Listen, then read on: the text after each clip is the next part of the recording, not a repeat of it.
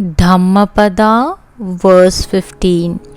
Here he grieves, hereafter he grieves. On both states of existences the evil-doer grieves.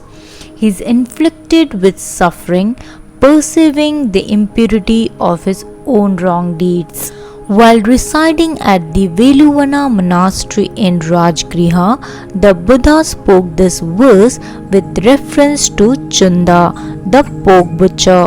In Shravasti, a butcher named CUDASUKARIKA was leading his life by killing pigs for 55 years. When he was short of pigs, he would buy piglets in exchange for paddy and keep them in a shed behind his house. There he used to feed them with food items. He used to grow them big by feeding the leaves of different types of trees or the feces of the body. When he wanted to kill a boar, he used to tie it at the slaughterhouse and used to bloat its body by beating it with a cane. In this way, the flesh of that pig's body used to become thick. Then he used to put hot water in his stomach with a bamboo tube. By doing this, hot water entered the stomach and exited its pulp. He used to do this again and again, and thus the stomach of that pig was completely cleaned. After this, he used to soften the black and hard hair of that pig by adding hot water, and subsequently he used to cut the head of that pig with a sharp sword. He used to collect the blood in a vessel. He used to roast his meat by adding blood to it and then sit and eat with his family. He used to sell the remaining meat in the market.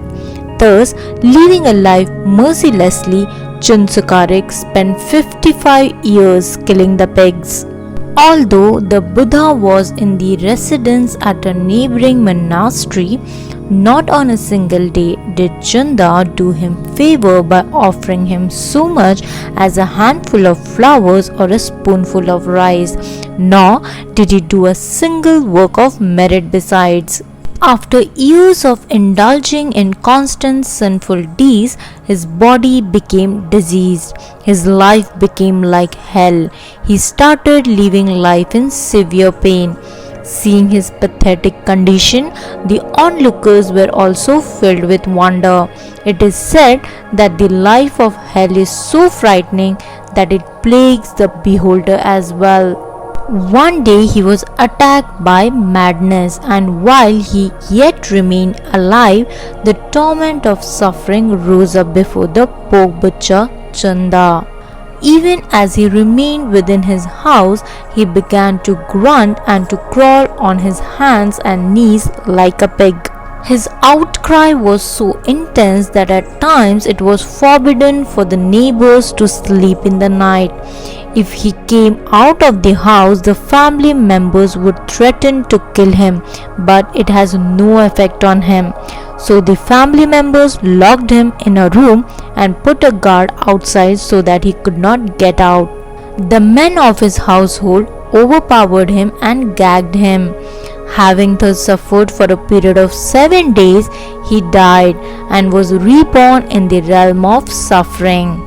When the bhikkhus passed by outside his house, they thought that a pig was talking inside the house. They told the Buddha that Sukrit had been continuously killing pigs for days together. Then Buddha explained to the monks that he had not been killing any boar for 7 days.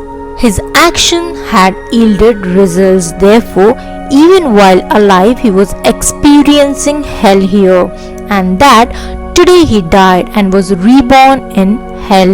No person commits sinful acts without creating in his mind brutal thoughts, attachment, hatred, jealousy, and violence, etc. When a person gets angry, first of all, they get into trouble, becoming half mad and totally unaware of their wrong deeds. He suffers severe damage in terms of being isolated from his family or from neighbors. He becomes subject to condemnation loses respect within society. The actions inspired by tribulation are nothing but mournful. Even if it is not achieved at that time due to the grace, but its worst result is bound to grow. The Buddha said that the fruits of efficient and unskilled actions performed by one have to be experienced immediately or late. Karma moves with you like its shadow. Yes, sometimes when a bird flies high in the sky, its reflection is not visible for some period of time. But the bird must come on the ground. It cannot live in the sky for the whole life. In the same way, the fruits of good and bad deeds can never be seen. Though it may never be seen, but it must be experienced over a period of time. Therefore, a sinner who commits a sin will suffer sorrow in this world and even after death. He will have to suffer the consequences in another world. Evil breeds only evil. People who commit evil actions are unaware of their consequences at the moment of performance. Therefore, they tend to repent on seeing the consequences of what they did. This creates grief. This doesn't mean that a man must always suffer the consequences of his deeds without any hope. If that is the case, there is no benefit in leading a religious life, nor is there any opportunity to work for one's liberation.